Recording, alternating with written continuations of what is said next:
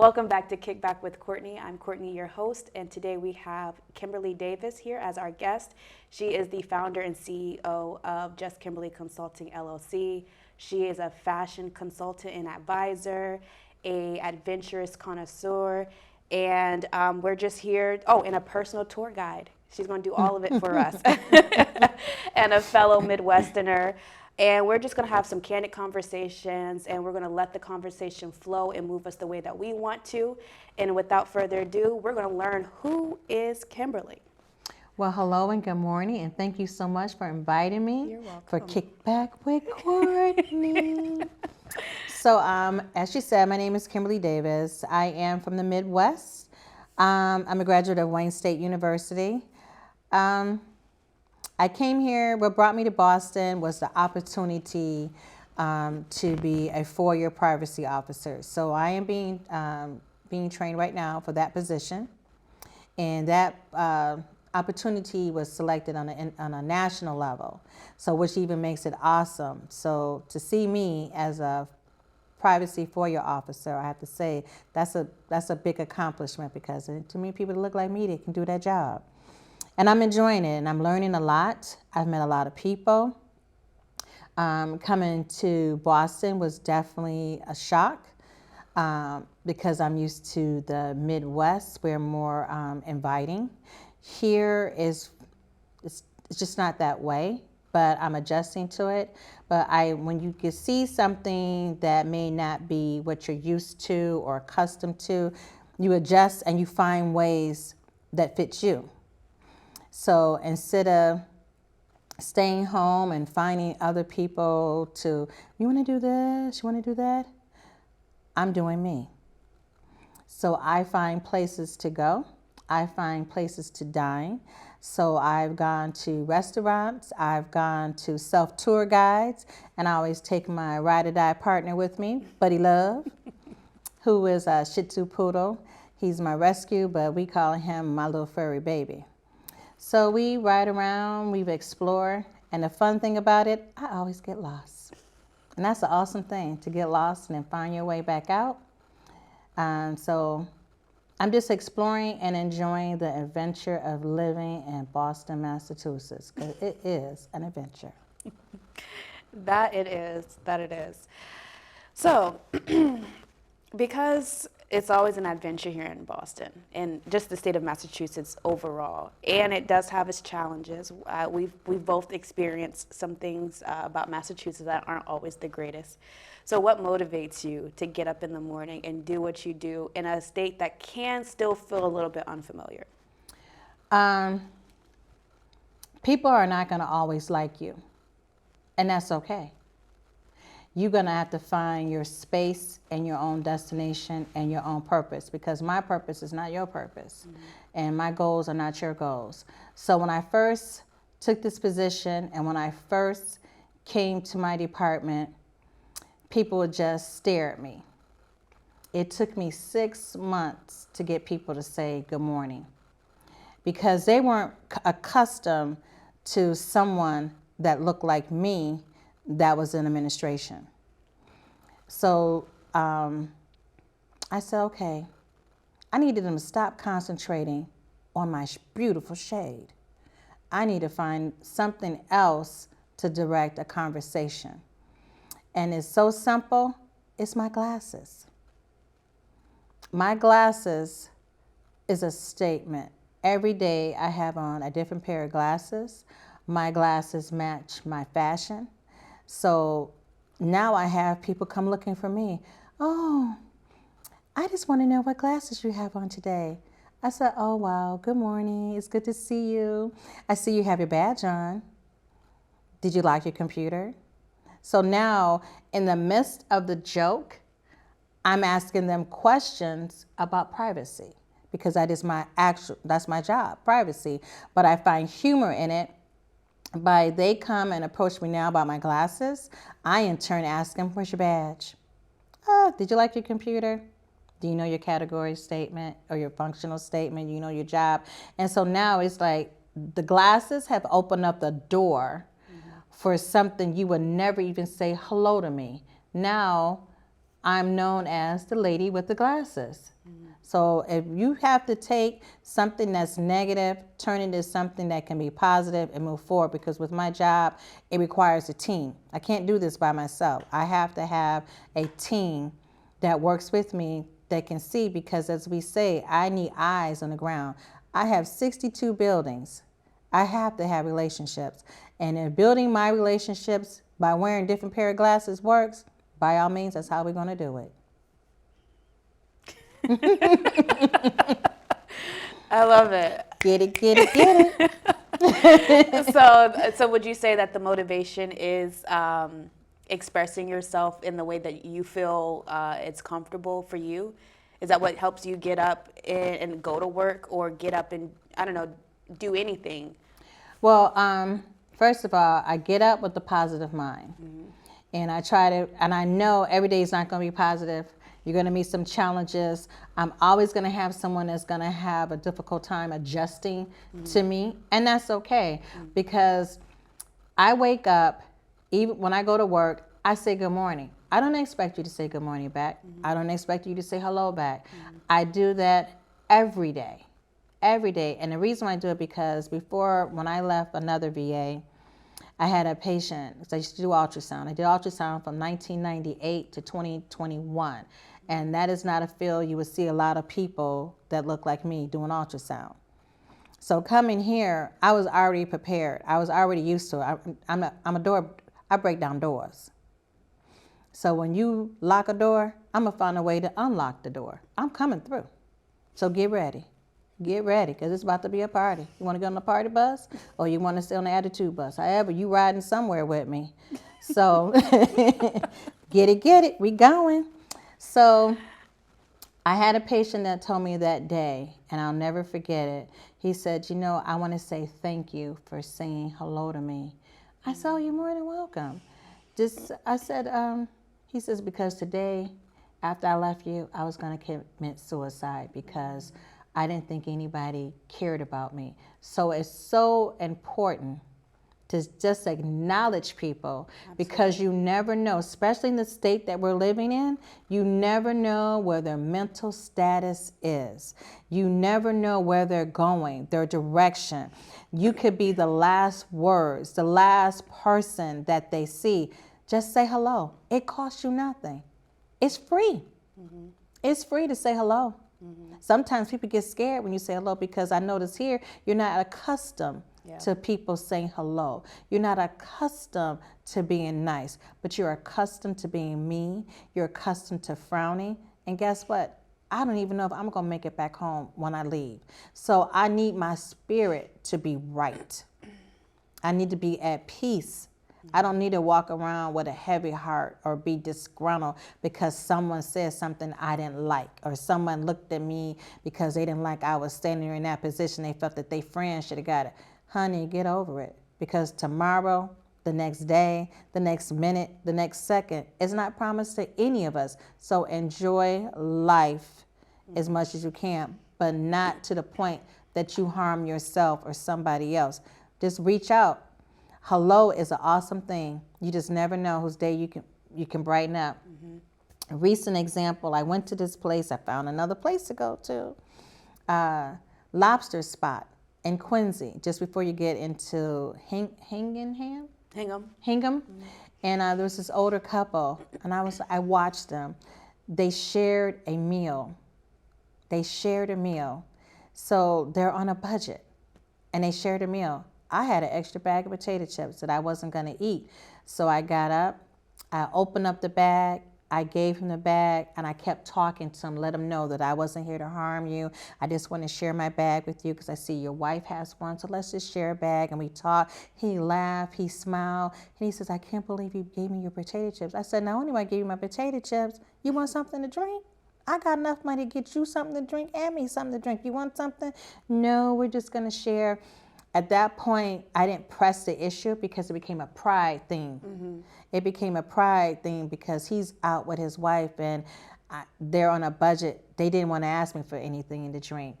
And I said, last chance. If you want something, I got you. He says, no, you made my day. So small gestures can make a person's day. But be mindful of those gestures because you still have people who take advantage. Absolutely. So you have to be mindful not only of yourself, but the love you give to others.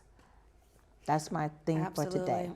My dad always taught us growing up that always smile and say hello or greet them with a good morning, good afternoon, good evening, because he said for the exact same reasons that you said, and you don't know who is going through something, and, Right. and you could possibly save their life, and it's not necessarily for you to know. I mean, it's great that he shared that with you, and thanked you for caring, but sometimes it's just walking in life knowing that you may have saved someone's life. Right. Makes you feel good. Right. And like you said, we are straying from being kind and showing compassion and grace. And I hope that one day we can get back to that time where we're selfless. We're not doing things to get something in return. Right. It's not how we. I don't think that's why we were intended to be on earth. I don't know what religion people believe in, or if they believe in the universe or whatever helps them be a good human being. Mm-hmm. Whatever they believe, I know we weren't here on earth to be mean and nasty people. Absolutely. Absolutely.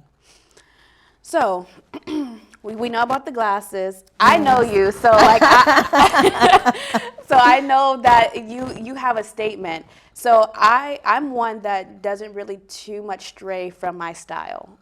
Before you knew me, black was my color. It still is my color a little bit, but this is a little daring for me right now. But you're fabulous. Thank you. I've redone my wardrobe recently. So what are some other ways that you express yourself when it comes to like the fashion and the creativity, and how could someone start easing their way for people like me that need a little nudge and a little bit of patience? How can you express yourself? Well, what ways do you express yourself, and then how can we? You can express yourself with color. If black is your basic that you like to wear, just what you just did. You add a brooch, you can add a scarf, a sweater, for a guy, a colorful tie, a blazer. Black can be a lot of different outfits by just adding color. Adding color brightens up you. It doesn't give you that funeral look. I'm always in black. Because when you go to a funeral, what rule does it say you have to wear black? Well, I'm not celebrating I'm celebrating life. You've moved on. You're in a better place than I am. I'm still here on earth. So to leave and go somewhere else, I don't think you should wear black. Yeah, I wear black to funerals because I know that's what people are accustomed to, but I add a little flair. I add a scarf or I add a brooch. I add something to it because I'm depressed and sad because I'm selfish that person's not going to be here anymore. Right. But we have to keep in mind that person has gone over to another place, wherever it may be, wherever direction they're going, they're somewhere else. And hopefully that person did something to your life that they left behind something with you. So far as color, if black was your only color that you wear and you always want to wear black, I think you should make yourself be more comfortable. If that's your comfort zone, then I would probably say, hey, why don't you add a little teal, a little yellow, a little red, pink. Add another piece of color to it, and then eventually, because you can't just abruptly have someone change. Change is more acceptable when you involve the person. Because if I involve you, you're most likely going to continue. If I come in and just take control of your whole closet, you're not going to do it because you had no involvement in it. And then you need to listen. That's something people fail to do. We hear all day long, but we don't listen. You have to listen. You say you wear black all the time. I say, okay, great. Why don't you add this to it? What you think about it? I'm still engaging you. I'm still having you try it. Engagement, involvement lasts longer and gets you quicker to the goal versus you put this on. It's going to be resistance. That it is. But I love your style though. Like every time I see it, I love it. I dress for me, and that's what people need to do. Yeah. Dress tastefully for yourself because every day you walk out the door, you represent you.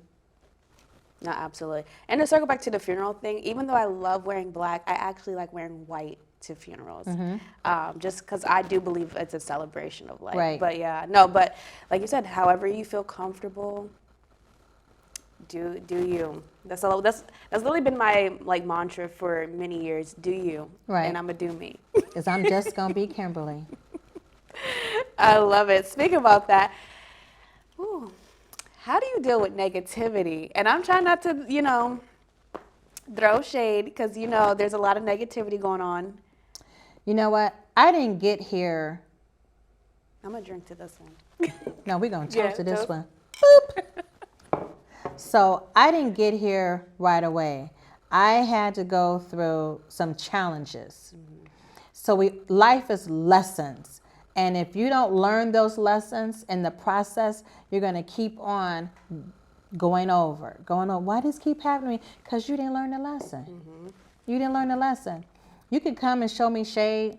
You can give me negativity all day long. But that's your issues. That's your problems. They're not mine. They're not mine. And I'm going to flip it, because if I take your negativity, as you say, your shade, then I'm embodying it. Yep. I'm living it. And I'm not about to live your negativity. I'm not about to address your shade. I'm just going to move forward, because the more I smile, the harder it's going to get for you to affect me. So as long as I'm smiling, bright head up high, in public, I can do all these different things. When I'm at home, then I'm going to reassess how this has happened. How can I change it? Do I need to be in that environment? Is that environment valuable to me? Can I change that environment? What can I do to make myself be comfortable? Because if it's not necessary for me to be there, I just want to say, it's been nice knowing you. I hope you have a wonderful life, but I'm out.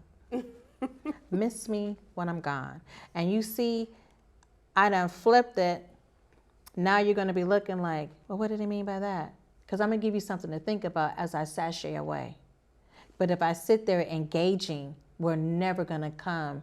It's okay to agree to disagree, but be respectful when you're disagreeing. And when people don't become respectful, I end it by saying, it's okay to disagree. It is. And we're going to be professional. If it's work related, we're going to be professional. If it's business related, we're going to be professional, because it's okay for us to agree to disagree, because I don't expect us to think alike. That's what makes you be better, because we both are bringing something to the table. You shouldn't be hungry. I should not only have a spoonful, I want a whole piece of pie. I don't want a spoonful. I want to be able to give you a slice. I want you to give me a slice. And by the time you get all these different slices, we got a whole pie, a pie of knowledge. So you have to choose what you want. Do you want a pie of knowledge that tastes good and can move forward? Or do you want a pan of rocks? You got to make a decision what you want to do, because my jewels are a lot worth more than your little rocks that you can give me. So I have to decide what environment is healthy for me. Do you believe that you kill negativity with kindness? All day. I sure can.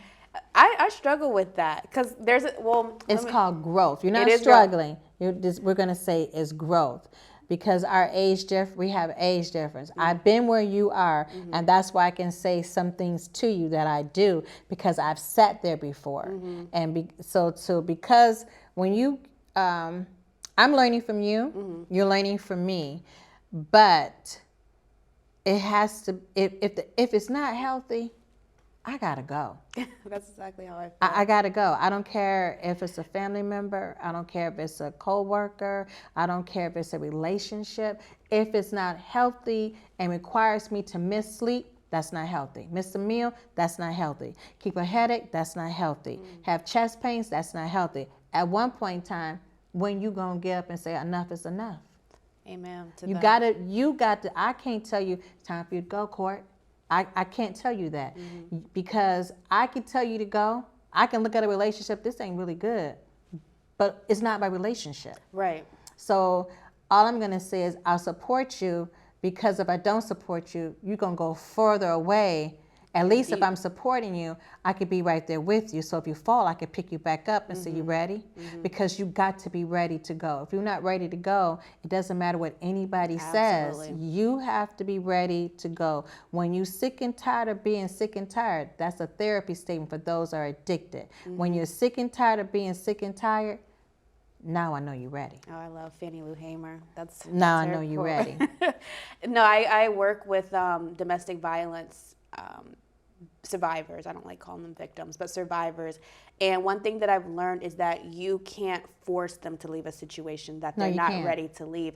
All you have to just be there for them when they need you. And then they'll get to that point. And when they get to that point, they will tell you, I am leaving.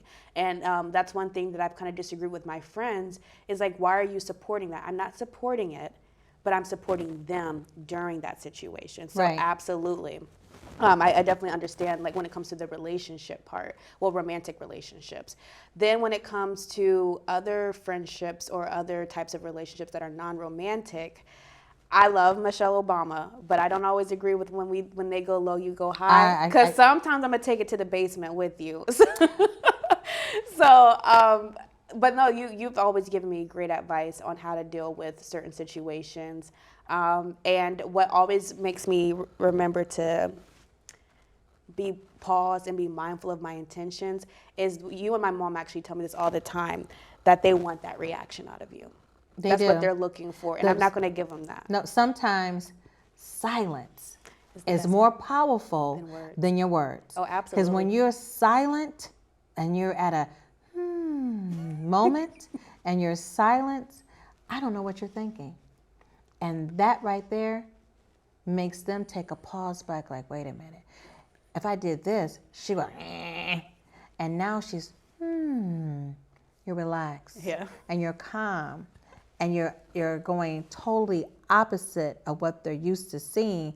So that's why I say silence speaks volume, because I'm not engaging. You don't know my thoughts. So you're confused. And now you're nervous because I don't know her thoughts anymore. Before I knew the thoughts. I knew how to go back and forth. Oh, I can get her. But now she's, So you have to learn how to just go, and take a break. And sometimes just walk away. Just walk away. And in your mind, you cussing them out. You're doing a whole lot of things with your body. But I can show you something much more powerful. Walk away. That I always tell people that I said sometimes like strength is being quiet. It is. It is, because then now they're sitting here like, oh, I don't know what she's thinking. Like you said, not knowing what they're thinking. They don't know your next move. Now they're getting nervous. And the whole time it's unfazed, unbothered, unmoved. But sometimes in the midst of the silence, you got to come back and leave a few words. Those words can sting, because people don't understand that tongue is the most deadliest weapon, because it lingers. The words linger. So when I always say, I'm not going to have a conversation with anyone when I'm angry, because what's going to come out is anger. So I need to sit back, but I'm going to come back. But when I come back, I'm going to come back with some words that's going to make you sit and think, and now I can walk away. I can walk away, or I can stay, or I can rectify, or I can continue on with my head held up high. It's my choice. So how do you balance that, like choosing not to go low with them and then also telling people how to treat you? Because I feel like if you are silent for so long, they may get the perception that you're allowing that to happen. Nope.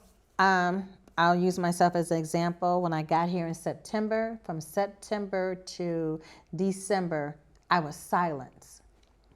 I watch. Life is chess. Watch the pieces. You don't necessarily have to immediately sit down and start moving.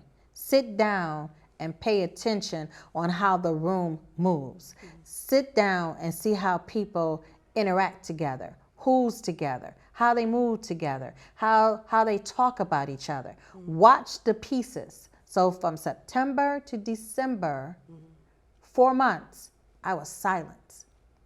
I said nothing. Did I go home angry? Absolutely.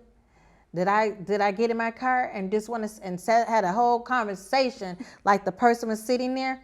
Absolutely. But when my time came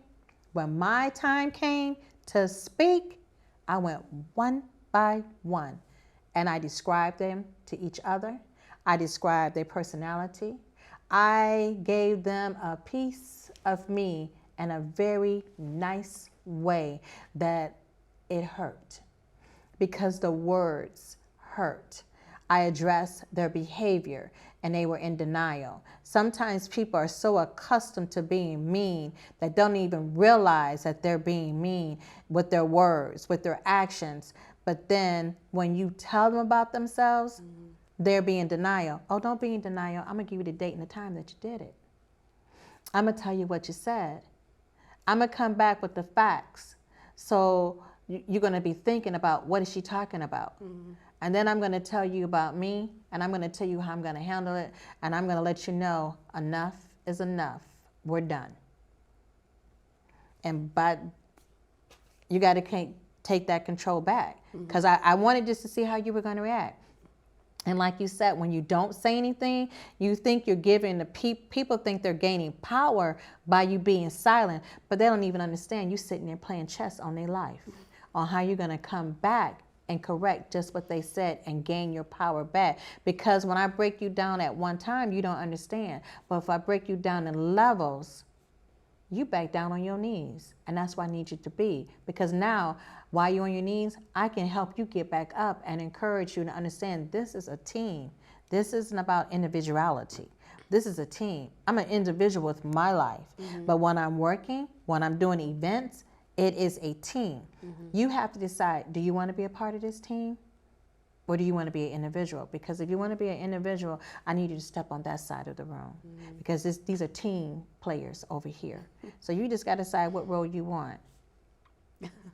I love that. Yeah, I forgot what movie it was, but they said, I'm playing chess and you over here playing checkers. And it just makes me think. No, that's good advice. That's very good advice. And I know that we're all growing and we're all learning. I always tell people that if you stop learning, you stop growing. You stop growing. And I don't care how old you are, you're still learning. My grandmother's about to be 80 years old this year, and she's still learning. Because she's got a lot of lessons that she can give you. You have a lot of lessons you can give her. Because every day is a lesson. It sure is. Prime example, me getting here. I just found a new way because you taught me a lesson on how to get here and a new different direction. You can't always go home the same way.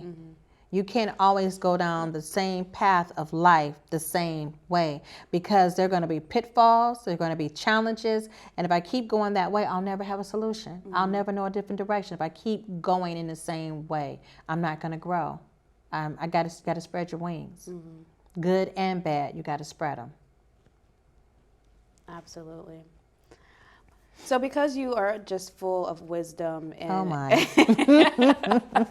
and knowledge, how did you find your purpose in life? I know some people find it earlier on. Like I think right around middle school, I knew I wanted to go into politics. And I didn't really start fostering those things until maybe the tail end of high school, early college. But for you, because there is... you've already experienced a lot of what I'm going through. How did you find that purpose and how did you manifest that?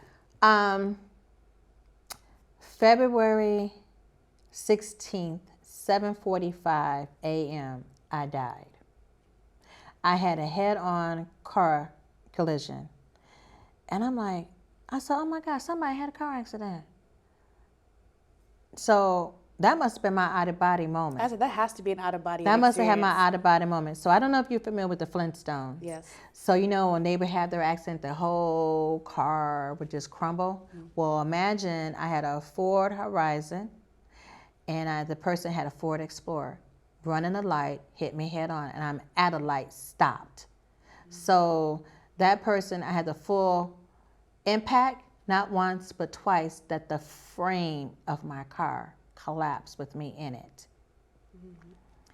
So I was like, ooh, I wonder what happened here. I'm still I'm in a maze, like, ooh, somebody. Even dead, you were. I'm like, oh my, oh my. So I tried to get out the car and I couldn't get out. I was like, okay, I know I'm not the perfect person. I know I done some stuff in my life, but I know I can't go up in flames. I'm not that bad. And I say that because the airbag exploded in the car, which gives a chemical burn. My coat, my winter coat, was in a chemical burn moment. My coat was smoking. The engine of the car was in there with me. The car is crunch. And I said, I just bought this watch. You hear me? I just bought this watch. The impact was so bad, it broke the watch off my wrist. It knocked out my teeth. It fractured my ankle. And I was like, I said, my father's deceased. And I said, Daddy, please unlock this.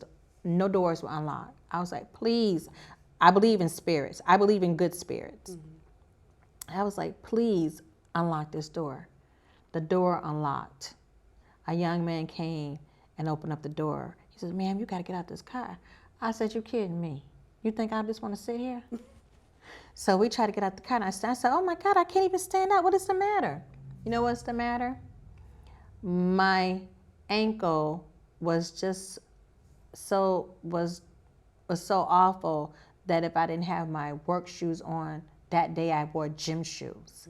That the tying of the gym shoe kept my foot and ankle together a little bit. So I get out, the young man helps me, and I still haven't seen my car. I haven't seen it. I never turned around to look at the car. So the person that gets out, she's screaming my name. I'm like, I said, oh my God, this is someone I went to high school with that hit me. So she's coming, oh ma'am, I'm so sorry. But moving forward, I used to be an EMS driver. So now the EMS pick comes up. And I used to work at a trauma center. So the guy goes, oh my God, this is my girl, let's get her out of here. So now everybody's swooping me up. They take me to, at this time it's called Detroit Receiving Hospital, which is Detroit's trauma center on the east side. I can't get past triage because there's just people coming from all over.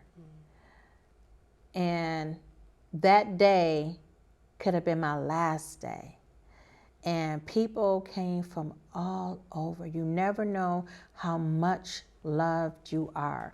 I mean, I had people coming from 3 hours away from where I live. One of my friends told me, I feel something. You have a feeling that something's not right somewhere, so you start calling your family, your friends that you're close with. His phones are just going. The people want to know, who is she? That's when I realized there was something about me. So moving forward, 6 months I couldn't walk. I'm at the Secretary of State. One of my friends lived about an hour away from me. She picks me. You want to go for a ride today? I said, sure. We go for a ride to a Secretary of State. This woman sits next to me, and she's an older woman. Doesn't speak English, but she's rubbing me. And her daughter comes out screaming at her. And I said, oh, she's fine. And then she says, you don't mind? I said, no, because if something had happened to me after this car accident, I have older people. They come, they rub me. Was really big into music and music production. I went to this big event where I met Jaheim. I met so many artists that day. And this woman came up to me and she said, you're so anointed. I said, oh, okay, I'm just like going with the flow. So then all of a sudden, she starts speaking in tongue. This place is full. This lobby is full. And she starts speaking in tongue. And I just stood there. You don't even know, do you? So from that point on, those incidents, there have been several, those incidents tell me there's something that I've always been a people person, but now it's just out of control. I'm not going to say out of control. I meet all types of people. I don't have a spirit that's closed. I have an inviting spirit. And I'm thankful for an inviting spirit that allows people to come to me for advice or allows people to come for me for encouraging words, whatever may be, is something that lives within me, and I like it. I'm a people person. I love people, but I'm not crazy to take evil spirits with me. I know to back off. I don't let everyone hug me. I don't let everyone pray for me, because your spirit and your prayers may not be for me. They may be for the bad for me. So you have to be mindful of your gift. Yeah. So I love people. I'm just a people person, and there ain't nothing I can do about it but embrace it and keep moving. Wow. That's very powerful. I'm speechless, actually. And the only reason why I knew that happened, because a woman who was a reader asked me, did you know you died? I said, when did I die? I ain't died. I'm still here. No, something bad happened to you and you died. And it had me thinking, like, I had a car accident. And she says, that's the day you died. And I'm like, I'm a medical person. I didn't die because I wasn't resuscitated. I'm not going all these different things. Yeah. And she says, no, your spirit left you, but it wasn't time. And that's why you're still here. So we're here for everyone. I don't care who you are. You're here for a reason and a purpose. Until you complete your task of whomever you follow or believe in, until you complete that task, you will remain here. You will remain here.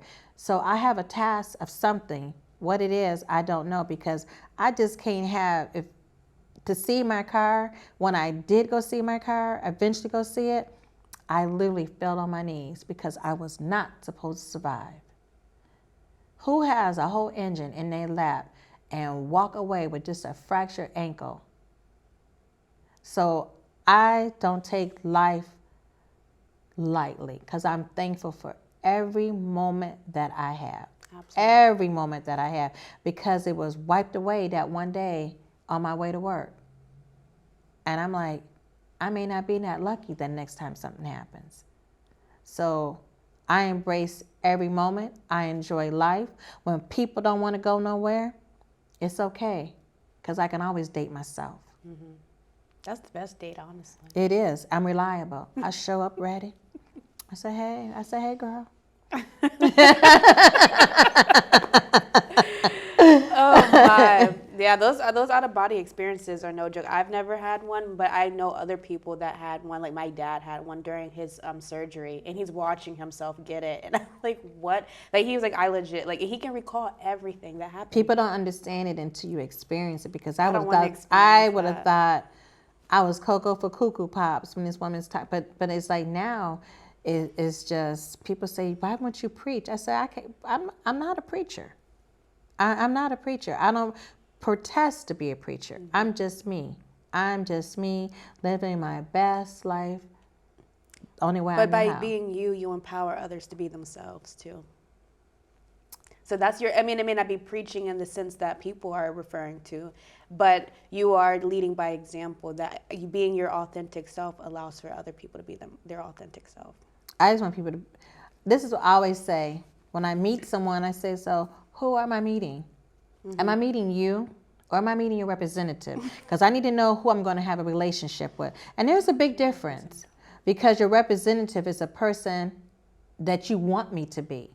You want, whatever you want me to say, I'm going to say it, because I'm representing something but I'm not representing myself. So when I come to people, I need to understand, this is me.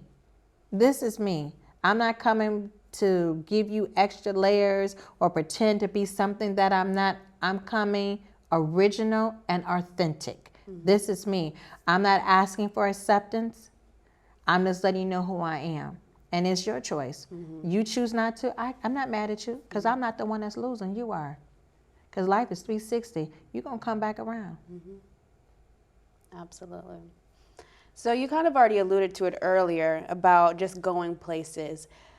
What is your favorite pastime? And I'll let you give me one for back home, because sometimes the vibes are just different in different cities. One for Boston, and then you know us, we love the DMV. All day. That is like, I know I'm going to buy a house there. I know that's where I'm going to live the rest of my life. So a pastime there too. Oh gosh. When I'm in the DMV area, I'm a diverse person. I'm a military brat. So diversity is really, really big to me. I don't see color because I'm always the first of something. Like I was the first Black ultrasound tech in 5 different hospitals. How is that so? And now here I am here. I'm your first for this area. So it's like it seemed like my pathway's been preparing me for first. So when I'm in the DMV area, everyone's a melting pot. Now that's a melting pot. You have different cultures, different beliefs. You have different incomes, different everything. People are surviving. I'm sure they have their ups and downs. And just like anywhere else. That's why I like the DMV area. I love the culture. I love the arts. I just love the friendliness about it. I love the freedom about it. The structure is like, that's where I need to be. Boston is challenging. It is a challenging state. It's a state that feels like they're right. It's not a welcoming state. It's a rude state. But I'm here. So how can I take a non-welcoming, rude state and be successful and feel like I can make it? So I go to different venues. And when I go, prime example, I went to a restaurant called Trident 2 weeks ago. And I sat across from a group of people. And it was just me and my neighbor. And we added a little splash of color to the canvas. So we come in, and this young man, who's probably transgender, he says, "Baby." I said, "What up, honey? How you doing?" And he says, "Oh, I love your purse." I said, "Darling, I love yours." So we started engaging because it was something about me that made him feel welcome and comfortable to just, I haven't made it to the table to sit down yet, but he opened up the door and he welcomed me while his other 3 relatives sat there with their faces like in shocked, like wrinkled up, like anger. But he was inviting because I accepted him for who he was. I wasn't judgmental. I talked about his nails, his purse, his outfit. I asked him where was he going. He was telling me he was going to Lady Gaga. I said, "You better work it. You better work it and show him what you're working with." So my neighbor, she's looking at me. She says, "Everywhere we go, people just talk to you." And she says, "I've got to get used to it because at first some people feel taken back that anyone and everyone will walk up and talk to me and be comfortable where they're like angry. They'll look at that you're getting too much attention. I'm not getting attention. I come in good spirits. I come with open arms. You can embrace it or you can move out the way because another spirit is coming through." And he welcomed him and we talked, we laughed. I've never seen him before in my life, but you would have thought we were besties because my spirit welcomed him and his spirit welcomed me, and we just had a good time together. Detroit, you've been there with me. I should ask you, what do you think? Well, Detroit was like my second home. Right. But just that environment, that little time of being people around me. What were your thoughts? Oh, absolutely. Well, it was a mix. Okay. I will say that, but majority of it has always been inviting. Like they were very excited to see you because you didn't give them a warning either. I think we rolled up to Detroit, but I will say this. One thing I've learned in life is that sometimes people don't dislike you; they dislike how much love you receive. And that's a problem. And I think that the few that I've met that were kind of standoffish and a little reserved, I think they just didn't like the love that you get. And I had a friend like that. She could because I have a very inviting personality too. I'm an ambivert though. Like I have my moments where I love being by myself, love it. But then I get bored. I'm like, I need to be out. I need to be around people. So I have a balance. And because I was so inviting when I did go out, she hated it. Why does everyone want to talk to you? Everyone wants your business card. Everyone wants to link up with you. I'm your best friend. And I said, no one's taking your place. And I'm the type of way, if I meet someone and I really like them, I'm going to introduce you to them as well. And I think that's how you are. You've never kept a friend from me. You've always invited me into the circle. And I think that's what makes you you, and that's what makes you a good person. because Thank you you, don't. thank you. Yeah. I just like, I used to do this event every year called The Gathering. The Gathering brought people of, when I say all walks of life, all incomes, all sexualities, everything came to my house. I never knew my guest list because it became really, really big. It started in a little apartment. I don't even think it was 800 square feet. Oh my. How'd you Yeah. fit all those people in there? But it got bigger and bigger. But when I got to my house, it got bigger. When I got to my loft, it got bigger.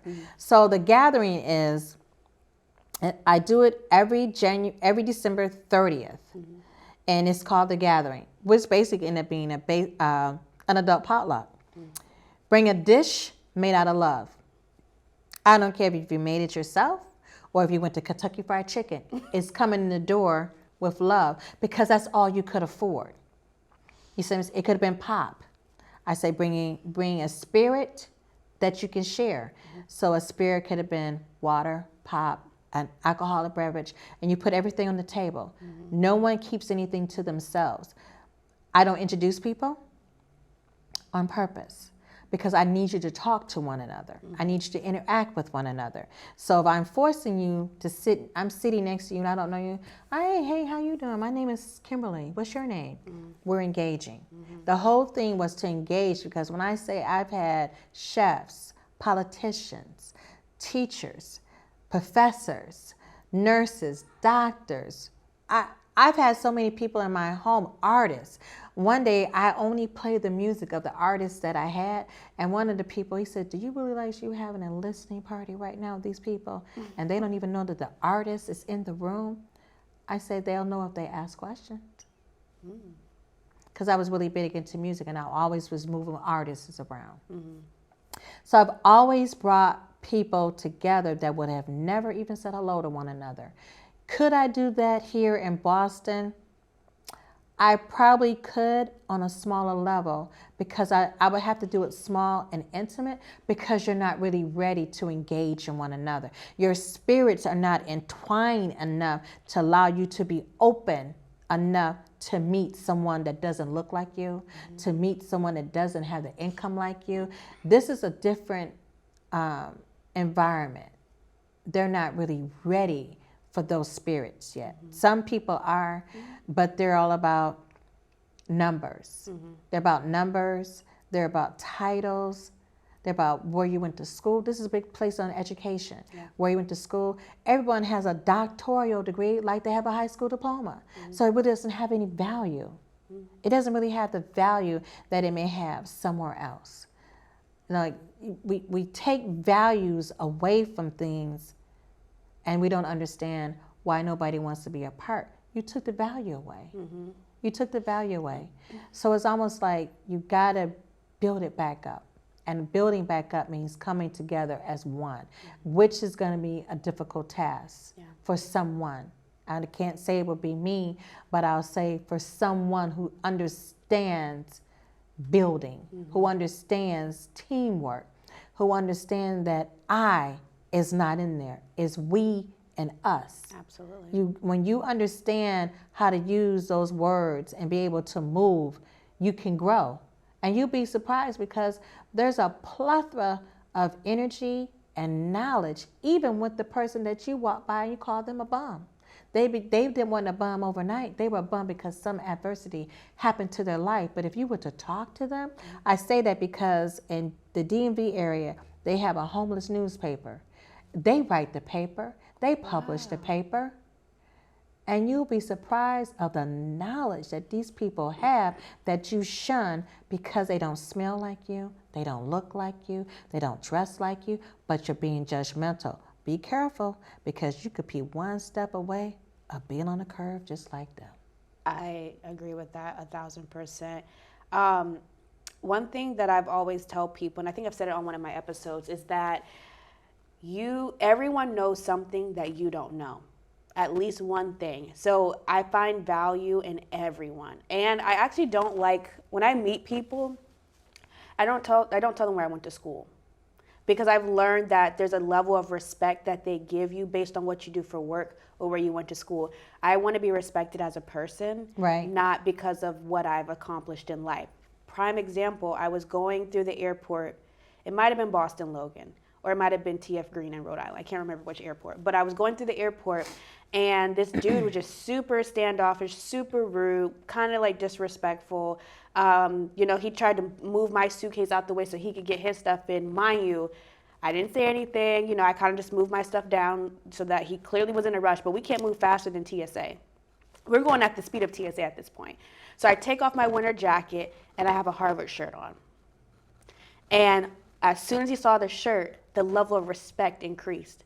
Oh, what year did you graduate from Harvard? My son goes to the law school. I said, oh, I actually work at the law school too. And I said, I didn't go to Harvard Law, but I did graduate from Harvard, and I'm currently working at the law school doing, you know, program coordinating. And then, but it wasn't until he saw Harvard that he wanted to engage with me, and it made me feel a certain type of way. And at the time, I was texting my partner. I was like, I don't know how I feel about that. Like, you didn't respect me until after I took off my jacket and you saw my shirt. So I now You know what he saw? He saw, yeah. You know what he saw? Oh, I absolutely Yeah, you know what he saw. But so that's why when I introduce myself, I just say I'm Courtney. You know, I have a consulting firm, and you know, and then little small things. I do like nonprofit work here and there. And then once you ask questions, then I'll start sharing that with you. But I think you have to ask me first before I start talking. And I respect. My dad says you're going to show the janitor the same respect you're going to show the CEO. Absolutely. Always. Because you see him as a janitor, that's really a janitor who has a 401k and insurance policy, but he may be an entrepreneur on the outside. And you're judging him just for what you saw. Absolutely. And in addition to that, people's ranking on earth may not be their rank on the spiritual side. Like I'm very spiritual. I don't know if you knew this, but like I grew up in like a very religious household. My dad it was a deacon and everything. But I also know that your spiritual ranking, you don't know who you're, I guess, you know, the overall person, whoever you believe in, you don't know who he places or she places in your life to help you. So you could be hurting someone that was put in your life to help you, to help elevate you. So I find value in every single person in my life because they're either teaching me a lesson or they're enhancing my life. And regardless of what that lesson is, you need that lesson to move on. Absolutely. Absolutely. So I hear you on that all the way. So you know it's Virgo season. Oh, what you say? It's our birthday month. Yes, it is. I need to know some destination spots because I already have my destination spot for my birthday, and it could be anywhere on the globe. Well, next year I will be celebrating a couple of things. I'll be celebrating my mom's birthday, which is 9/16. My birthday, 9/9. My mom will be turning a significant age. I can't say what it is, a significant age. And I will be completing this program. So we are going to Paris. Fitting. That is so fitting. The fashion capital. Yes, yes, yes. And my mother says, make that luggage light. I said, oh, you ain't got to worry about it because my favorite perfume is Chanel. I love Chanel and I love fashion. I just want to see the excitement that my mom had when she just recently went for Paris Fashion Week. She was so excited and she's like, we got to come back here. So you could hear the excitement. Was Paris on my radar? No, but it's on my mom's radar and she's excited about it and she wants to share that excitement. So I want to go to Paris with her. I want to see Paris in her eyes. I want to have that excitement. And it's almost like it's that time I'll get to spend with her because as you age, time is limited. You either embrace it because you don't know what you got left. So I want to go to Paris with my mother. That is where I'm going next year. We are going to Paris in September to celebrate our birthdays. Nice. What are your favorite spots that you've already been to? Well, Puerto Rico is like my spot. Puerto Rico and the DMV area, I truly like. I truly like. And honest, I've grown to like being here because there's so much that you can do. I can never say, when people say, oh, I'm bored, I don't want to do anything. I said, well, I'm so sorry to hear that because I'm not. Because I can literally go to Boston Common, sit there, which I've learned to drink iced coffee since I've been here. I was not an iced coffee person. Now I'm an iced coffee person. Oh, wow, they turned you. Yeah, they turned me. They got me. So I can sit there at Boston Common and people watch, and that's free. Yeah. The lessons you can learn by people watching, how they dress, how they interact, the facial expressions. You'd be surprised the conversations people can have. And if I bring my number one stunner, Buddy Love, player, he brings more people. He really does. He brings more people. So he gives love because I give him love. He doesn't have an abusive life. He has a love life. When you can exhume some type of love and positivity into the lives of people around you, you can't do nothing but glow and grow. Yeah, the DMV spot, I have to give myself like small pieces, because if I keep going, it's going to really make me want to leave Massachusetts and get there. So I use that as my little treat. But I have to say Costa Rica's a good spot. Okay. It's peaceful. When I tell you that whole country is just a peaceful country. They actually haven't had a military in 70 plus years. Wow. That's just how much peace they love having. And I'll have to add it on the radar. Yes, and the natural hot springs in the mountain. Beautiful. Chef's kisses. It's beautiful. Okay. Beautiful. Okay. Well, I always do this with my show, and that's having our guests leave us just with some words of wisdom to encourage us and empower us as we venture on through this crazy thing called life. You can share whatever you feel comfortable sharing. Oh my gosh. I can say, live life to the fullest within reasons. Be mindful of other people's feelings. Understand that the tongue is a deadly weapon and it can hurt. So that's why I say be mindful. And the climate that we're living in now, try to live as much of a peaceful life as you can, because we tend not to know when the end is coming. And try to have positive relationships versus toxic relationships.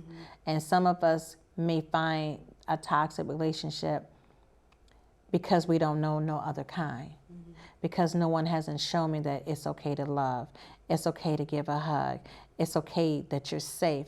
But you also have to be that for them to know you're safe, because you don't know the trauma that individual has been in. So I'll say, stop being judgmental to other people when you don't understand their story or their path that they've had to walk to get where they are. So be mindful, non-judgmental to others, unless you can say your name is God.